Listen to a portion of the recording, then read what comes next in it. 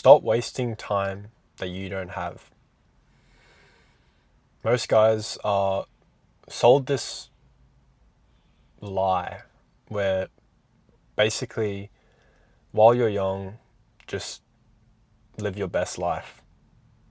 Your 20s are the time to go to parties and travel and do all this fun stuff because you're only young once, right? Wrong. Let me explain. A lot of us, we have these goals and these ambitions, but a common excuse you hear is, oh, I just don't have the time.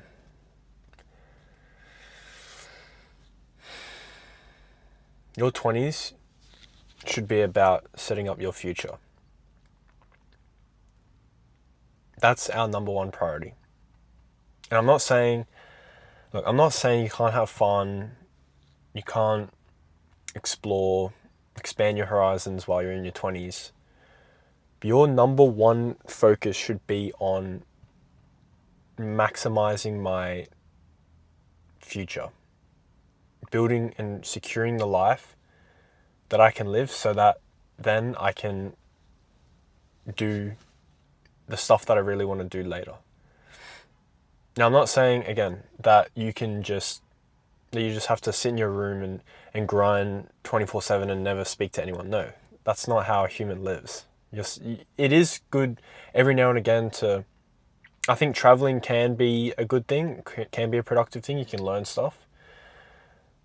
But your mindset should be, okay, what skills can I develop so that in the future I can explore and do what I really want to do. And the reason why this is so important, why in your 20s you should be maximizing your energy and your focus on your goal, is because especially as young men, we have this high testosterone, this energy, this ambition, this raw just drive. And we should be using that to maximize our time spending on our goals.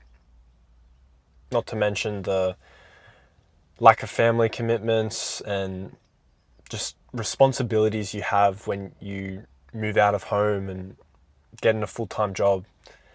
If you're 20, around that sort of age, you're very likely to not have any of those things, and you should be focusing on how can I maximize my time and energy, focusing towards my goals. And so, again, the limiting belief is, oh, well, I just don't have the time. I think we all know that's a bunch of, lies. Most guys are lying to themselves. You go to full-time work, you may have full-time work, you may be full-time studying. So you do that, then you go to the gym, then you may do another hobby, and you get home and you still have an hour in your day, you're just sort of just doing nothing. And if you being really honest with yourself, you probably have about 10 to 15 hours a week that you're wasting. Now, I'm not saying, going out and speaking to people, and even if you went out on Friday night, I'm not talking about that as wasted time. I'm talking about literally just time that you spend doing stuff that you look back and think, what did I even just spend an hour doing? Like, I literally just came back from the gym, ate some food, went on my phone for a little bit, did some other stuff, and now my hour's gone, and I planned to do something before that, straight away when I got from the gym, and now look, all my time's gone. And a lot of us, again, I'm not trying to say you got to be perfect, but a lot of us have these sort of dead time that we just waste over and over and over again, and we wonder why we don't have time.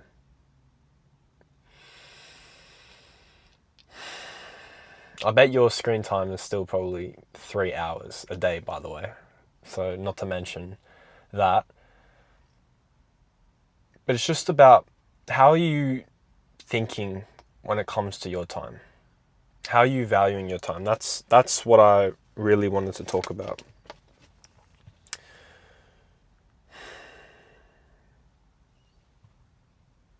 Back in high school, so this is when I finished high school last year. Where I live in Australia, we call it the HSC. And this year, like year 12, I was really focused, really disciplined, just lived this routine life. I would wake up early, study, come home, go gym, study, go to bed, basically every day. Sometimes, obviously, I had times when I would go out and do stuff, but most times it would just be literally just focus. I was pretty motivated to just cap the year off, do well, set myself up well, and just, maximize my time.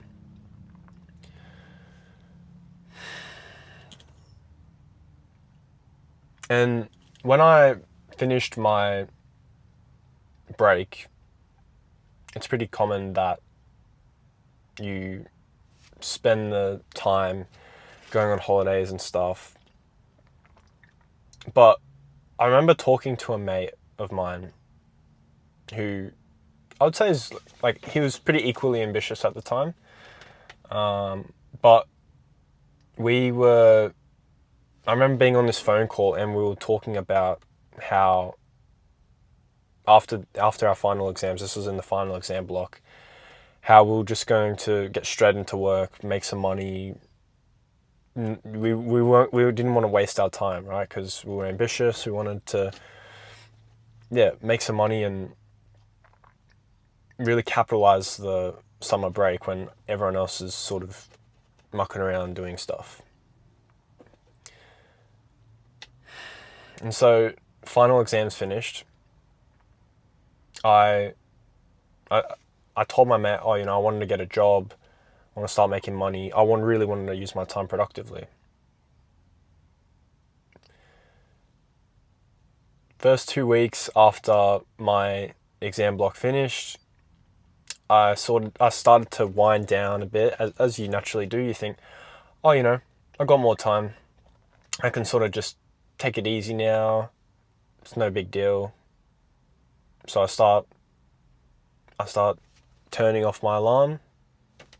Just wake up naturally, get your sleep in. Why not? I've had a lot of stress and didn't get the best sleep during the year. I'll catch up on a bit of sleep. That's fine. And then I started watching YouTube in the morning, and I would go gym in the middle of the day, do some chores, wake up, no real plan, just go with the flow. That's sort of just how it went. And then I went up the coast to a beach house that I have, and we spent the week there with a mate. This was after school, and we thought, okay, spend a week with your mate, that's fine. Then I got back from that, and then it was just before Christmas, and so I was helping my parents get their house ready for that. And then I went to help my dad because of his business. It's really busy before Christmas, and then Christmas came, and so you're having fun with family and stuff. And then after Christmas, you went for our summer vacation up north and spent 2 hours up there.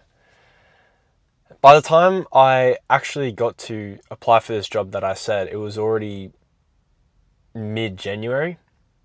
And so I'd apply for jobs. I'd spend 2 weeks waiting for an answer. only for them to turn around and say, oh, we're not interested. By then, basically uni started, and I just found that I literally wasted months doing just nothing. I just look back and I'm like, where did the time go? And I feel like a lot of us have this problem where, like in my case, I was motivated. I wanted to use my time productively. But because I lacked structure and because I didn't value my time, because, I had more time. So more time, I value it less. It's just the principle of scarcity. But because I had that mindset where I thought, oh, I've got more time, I value it less, and now my structure is sort of gone, I accomplished very little towards my goals as what I set out to. And I was motivated. But the problem is when we have motivation and we want to achieve something, but we lack structure and direction, and we don't value our time, that's when we start to waste time. That's when we start to procrastinate. And so the fix of this, and I really want to offer some value here. So I hope if you're watching this far that you stick to the end, because I promise you that you're going to at least learn one thing that's going to help you really just dial your time, and you're going to feel a lot more productive, right? So I want you to start valuing your time at a monetary value. Imagine, okay, so from now on, let's just say, all right, so you're probably earning 20 to 30 bucks an hour. If you're a young man, you're watching this, you probably got like some casual job working 20 to 30 hours a week. You may be an exception to that, but you're probably in that range, right? I want you to start valuing your time at 50 bucks an hour. Right? The reason why I say that is, are you going to spend an hour scrolling on TikTok for like, would you pay 50 bucks to scroll for an hour on TikTok? Of course not, right? You wouldn't pay 50 bucks for an hour of TikTok time, but you do that. You're a young, ambitious man. Your time should be valued at 50 bucks an hour, because you could be spending that time working towards something that will eventually get you 50 bucks an hour beyond. If you want to get to 50 bucks per hour to 100 bucks an hour, even more in the future, why are you spending your time now as if it's $5 an hour? The problem is, and this is sort of what I learned from my experience, is we think motivation's enough for us to get towards our goal and to really be productive and lock in. But if you think, like, really what it is, and this is human nature, but us as humans, we're more motivated by pain than we are by pleasure. And so just like how in my case, I was really motivated and I wanted to do something good. I want the motivation of productivity, right? The reason why I procrastinated was because there was no urgency there. Whereas if I'm motivated by the pain of not setting myself up for the future, wasting time, not being productive, and just losing my routine, losing my drive, losing my ambition, and just feeling the pain of that, then I'm going to start acting with urgency. Then I'm going to start acting with drive. This is something I hear from, like, when I listen to a podcast or just a YouTube video of successful people. And they tell you that what keeps a successful person going isn't usually the rewards, like the money, the status, the success. But it's just this trait that successful people have, and that's dissatisfaction.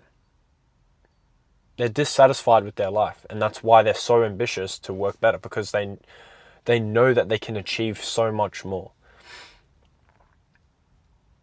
And so it's that pain of being average, of not having success, that pushes them with this urgency and this drive to become better.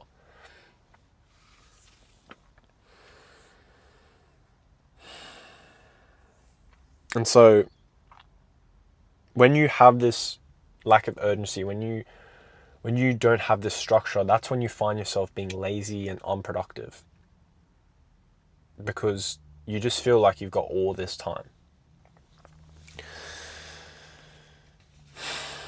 And so I want you now to value your time as if it literally costs you money. Because even if it's this abstract concept, okay, I'm not really losing money, I want you to feel that pain of it's to put this simply, there's this term called opportunity cost. Your opportunity cost is not $30, it's $50. It's $100. That's how much you should be valuing your time. Imagine how much more productive you will be if you valued your time that high. From now on, it's like, if you want to wind down, you're thinking, should I play video games for an hour, or should I spend that time reading a book? And then you think about this concept. Even just the thought, would I pay $50 to video game? Of course not. It just makes the choice really easy. And once you have that choice that's easy, it's just, yeah. But I don't want to yap on that too much. Another thing to start valuing your time more is, and I want you to take action on this, is to set up a Google Calendar. Now, there's obviously this resistance to it. It's like, oh, okay, but come on, man. Like, I sort of know what I'm doing throughout my day. Like, I don't really need to set up a Google Calendar. The reason why this is so important is because, just like with my story, if you do not have structure in your day, you are going to float around, and you're just gonna, the decision fatigue that you have from constantly having to make these micro decisions throughout your day that you could have just organized with a calendar, that is what's going to hold you back. That's where that time just slips away, because you're not actually executing on your task. You're making decisions that you could have made like on a routine basis. So what am I going to do at 8 p.m. today? 8 p.m. All right. I'm going to wind down. I'm going to get ready for bed. I'm going to turn off the lights. I'm going to brush my teeth. I'm going to get my drink bottle ready for tomorrow. Okay, what about 12 p.m.? All right, well, 12 p.m. I'm getting my stuff organized, and I'm getting ready to go to the gym. I'm going to fill up my water bottle, and I'm going to maybe get a bit of sunlight before I go to the gym. Right, you see, if you have that level of structure in your day, you are going to be so much more productive, because you won't be making these micro decisions that just prevent you from being able to make clear, I was trying to think of something there, but you won't be able to make decisions at your 100% capacity. And that's the problem. Right? So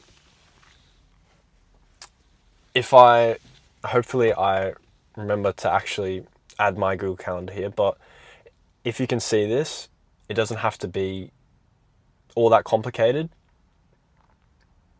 So I've just got time where I've blocked out. So yeah, I'll have, like, as you can see, it would be 5 a.m. to 7 a.m. I do my deep work, and then I'll spend an hour doing my morning routine. So that's like meditation, journaling, stretching, all this. And then yeah, I just go along and everything's organized. That's what I want you guys to do for your life, is have a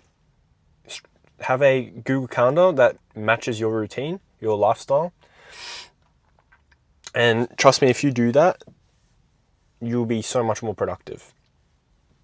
Another thing is, with my routine, you can see that there was deep work in the morning. That time you want to be dedicating solely on just making sure you get your hardest part of the day done. So if you, and this, you want to decide this the night before, but essentially if you got like a big test coming up, right? You plan out the first part of your day and you dedicate that to the task. You dedicate that to studying for the exam, right? So you want to wake up, maybe get some water in, do whatever. Then you want to go straight to your computer and start working on it straight away. No, like checking your phone, no doing any of this. Because as I said, once you have the decision fatigue that comes in from checking your phone, from doing all this stuff, from just, people wake up and they eat breakfast straight away. Even though it's one of the most taxing body mechanisms we have is digestion. You have all these things going on and your day lacks structure, that you can't even focus on what you want to get done. And so obviously it's a bit hard if you're already working and you start early. That's fine, right? You just got to do what you got to do. But I'm talking about the ideal day. That's what you want to set up your Google Calendar for. Your ideal day. If I had my 24 hours in the day, this is what it would look like. I'd wake up. I wouldn't eat until 10 a.m. That's when I eat. And I would just spend that time focusing on my work, getting the hardest part of the day done. Once you do that, you realize how much more free time you have to just do other stuff in your day, because you've already executed on 4 hours of work. You've already been productive. A lot of people, they sort of treat work like it's some secondary, tertiary priority, and then wonder why they're not successful in their work. And another thing is, you need to start having a consistent sleep schedule. That this what I'm saying here is absolute gems, right? You need to do this. I'm telling you. If you do not have a consistent sleep schedule where you're going to bed every single night at the same time and you're waking up at the same exact time, you're like, look it up yourself. But what it does to your circadian rhythm when you are consistent on your sleep schedule, I've seen it in myself. I just feel so much more, just like my mood and my focus and just my ability to wind down at night and wake up feeling rested. When I have a consistent sleep schedule, I feel fantastic. And so I go to bed each night 9 p.m. 7 days of the week, and I wake up at 5 a.m. 7 days of the week. Obviously some days it's going to be difficult, if like you just find yourself lacking and you sort of went out for a night and you get home and it's sort of like 10:30 and your bedtime's 9, and that happens, right? What you do, you just wake up at 5 again, cop the L, and you just go back to your routine. It's just that simple. And when you do that, your quality of sleep will improve. Your quality of sleep right now, if you're not on a consistent sleep schedule, is probably 80%. So what that means is, if you go to bed for 8 hours, you're getting whatever 80% of 8 hours is. And that's not including the time that it takes to get to sleep. So let's just say it takes you half an hour to get to sleep. So 7.5 hours, then take 80% of that. That's how much sleep you're actually getting. You're not getting 8 hours because you went to bed at 11 and woke up at 7. That's not 8 hours. 8 hours is I'm asleep for 8 hours, getting good, efficient sleep. And so if you want to maximize your time, have a consistent sleep schedule, because you'll wake up feeling so much more focused and productive. And not only that, you won't be thinking about, oh, what time should I go to bed? Or you won't be scrolling before bed doing random stuff that's just wasting time. Have a consistent sleep schedule. If you have a job and it involves working late towards the end of the night, you're just going to have to adjust your time to do that. Preferably you would have it in the morning, because you can just attack your day early when there's no noise, no distractions. You can just focus, but just do whatever you got to do. But just please tell me that, please promise me that you're going to have a consistent sleep schedule. It's going to drastically improve your life.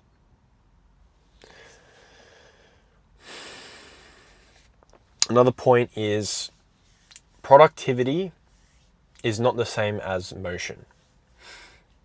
And so this is something that I've had to learn, because especially when I got out of high school and I was transitioning to uni, I was more motivated by the feeling of productivity, just feeling productive, like I'm just doing stuff, than I actually was producing output. I want you to start measuring your productivity, not by motion, not by like how much effort and just energy you're using, but how much are you actually producing? What quality are you actually producing? And that's why, again, with linking back to the deep work, is my mornings, I'm producing 4 hours of proper work. So for me, studying at uni, I'm producing 4 hours of quality, dedication, and focus to studying. But 4 hours for a lot of other people would be just sort of, oh, I'm hopping on my computer and now I'm going to look at some emails and notifications, and maybe I might do an hour here, but I'm sort of just, my mind's not in it, and I'm listening to music and I'm doing all this, and it's like, no wonder you're not focused, bro. And you get like 1 hour of like actual proper work in your 4 hour block. And that's if you even have the 4 hours, because you just spend your time doing other stuff and you don't even have that 4 hour block scheduled. But yeah, I'm going on a bit of a rant here, but as I said, when you have this schedule, and this is why it's so important, you have to have your Google Calendar, man. But when you have this schedule, you can prioritize your high leverage tasks first. The tasks that are most difficult and the tasks that are going to have the highest benefit and the highest reward from, the one that's really going to improve whatever area you want to be in. So like, let's just say you got we'll just use an exam because that's the thing that relates to most of you guys, but you got an exam.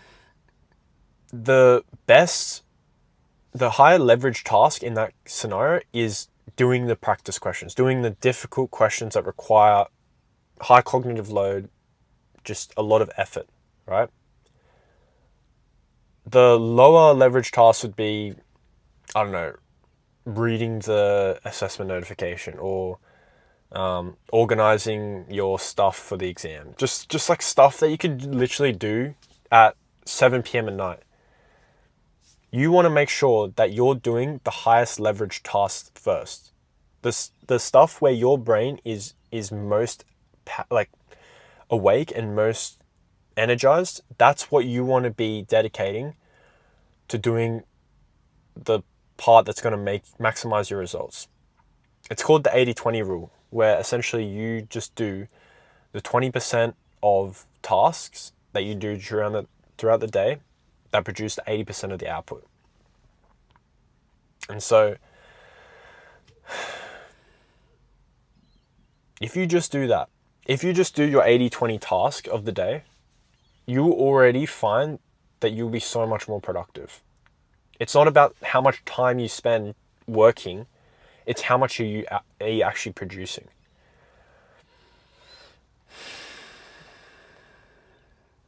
Another key productivity tip is prioritization. You can only have one priority, hence the word priority. And so this is something that even I am sort of implementing myself, but you need to think about what is the most important area of my life right now.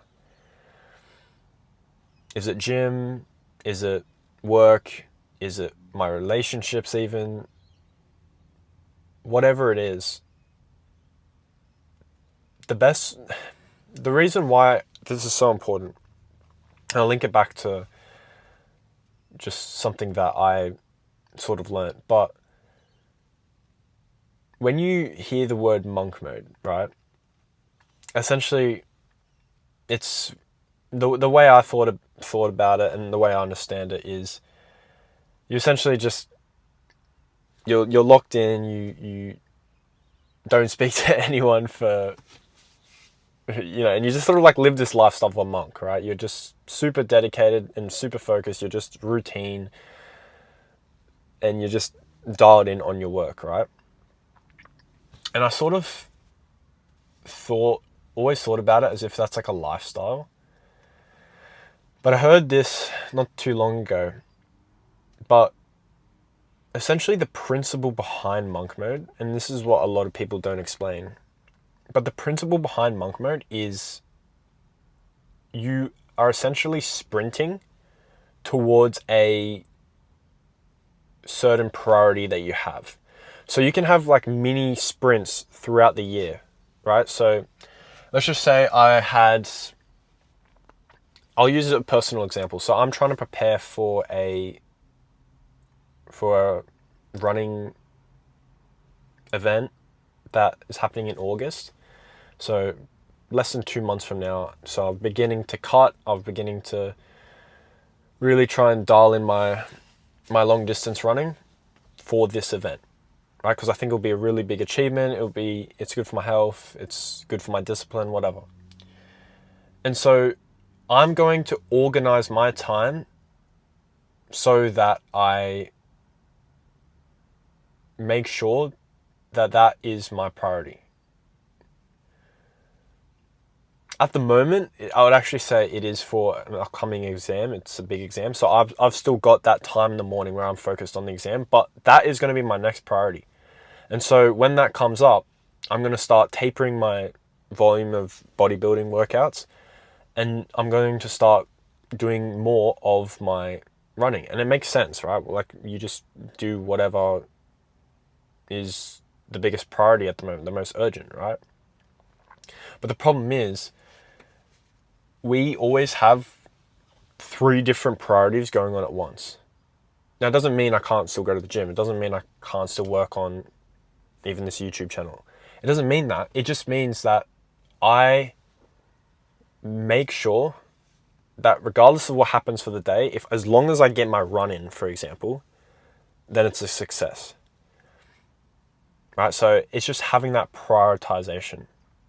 And so I think this is a handy strategy for anything, is instead of viewing it as, I just got to live this lifestyle of just monk mode and just be locked in, start thinking more of like, I'm going to have different sprints or different seasons where I'm just focused on one particular goal. And I want to basically align as much as possible to that one goal, that one little mini mission, right?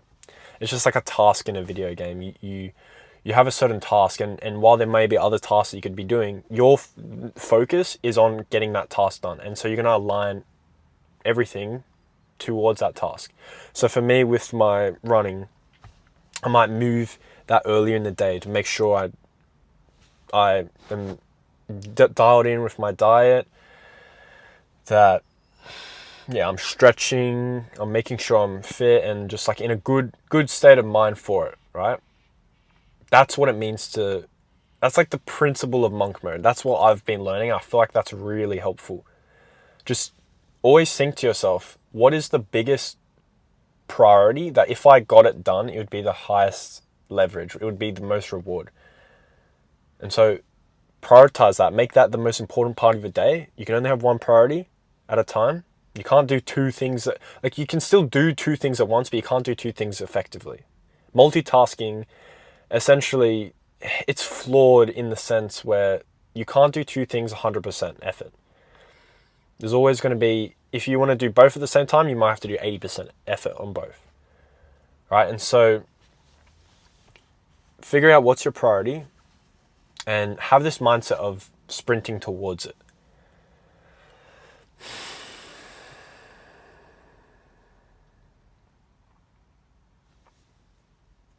Continuing that analogy of sprinting, just like an athlete who is training for an event, right? He's trying to sprint towards a certain goal.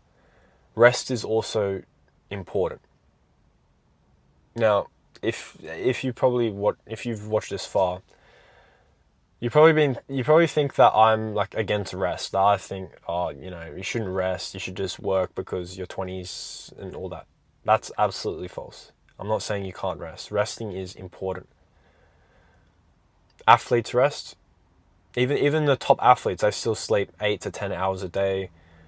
They've got a clean diet. They're visualizing. They taper their volume. They do all this stuff in order to ensure that they're recovering properly. And so now that you're valuing your time, you've got your calendar set up, you're prioritizing the biggest task in your day, and you're doing all these things. You are now a high performer. You are an ambitious young man. And so you need to rest like a high performer. Just like when you have these sprints. Once you do your 3 weeks of grinding on something that you know is going to have high leverage, it's fine to take 1 or 2 days off where you just enjoy life and you go outside with your mates and you do everything. It's not even about like 1 or 2 days. It's just, you can just enjoy your life. That's fine. There's nothing wrong with that.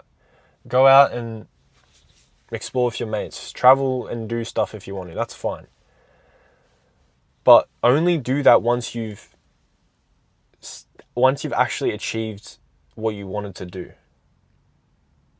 A lot of people, they have the reward and then they work later. So they'll do the reward now and then they'll do the work later. And that's kind of illogical, because you're going to be so much less motivated to do the work once you've already had the reward. It just goes against our just biology. Back in the day, you wouldn't wake up to scrambled eggs. You would wake up hungry, knowing your family needs to eat, and you would hunt and get the food and then eat later. And so we are motivated by rewards. We're motivated by wanting to get what our fruit, getting the fruit of our labor. And so I think rest is actually a really important part of productivity, because not only will you recover, but it also motivates you to stay focused. The problem is, a lot of us, we have this concept where we think rest is just watch TikTok, go on Netflix, do all these things. That's not rest. That's just stimulation. And the problem is, you do those things. Like I've had a big day. I worked at this job. I did my uni study. I've done that. Now I can just spend the rest, the night just sort of scrolling on TikTok. And you do that and you feel this mental rut, and you just like, there's no way after scrolling on TikTok you can now go and do something productive. Like, you just feel in this mental rut. And so, if you're watching educational content like this, that's that's fine, right? I think that's different. But if you're just watching just random TikTok shorts and you're just sort of shortening your attention span doing this, then that's not recovery. If you're just playing video games or watching Netflix, that's not recovery. I want you to view rest like an athlete would, like a high performer would. So go to the park, go for a walk, do some exercise, eat healthy, meditate, take structured days off when you genuinely feel like you need it and you've worked hard. Go on that odd trip where you sort of unload your brain and you learn new experiences and you're speaking to people. Do those things. Those things are absolutely important. But you gotta reframe your mindset that rest isn't just sitting on your couch just doing high dopamine meaningless tasks. You want to reduce as much dead time as possible, because you either want to be spending that dead time working on something productive or enjoying the fruits of your labor. That's the most fulfilling life you can live. Not scrolling on your phone, getting dopamine. You never end your day saying, "Oh man, I'm so grateful that like I spent an extra 15 minutes watching these reels or whatever you're on." You're never grateful for those things.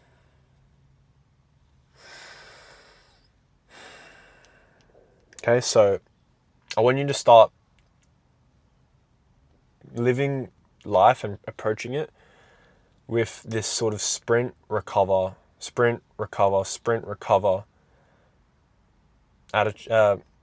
approach, and you'll find that you'll become so much more productive, man. Especially if you complement that with the other things that I said. So like you're valuing your time, this is like just a mental switch. Structuring your day with a calendar, prioritizing your time, and just realizing that productivity is not just doing stuff, but how much you produce. That's what you want to start valuing, and that's how you want to start living your life, all right?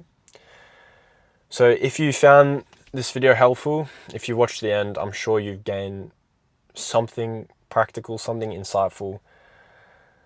Help your boy out. I've got 11 subs now, so yeah, only up from here. But if you like this content and you want to keep growing with me, you want to support me, give us a sub. But yeah, catch you later.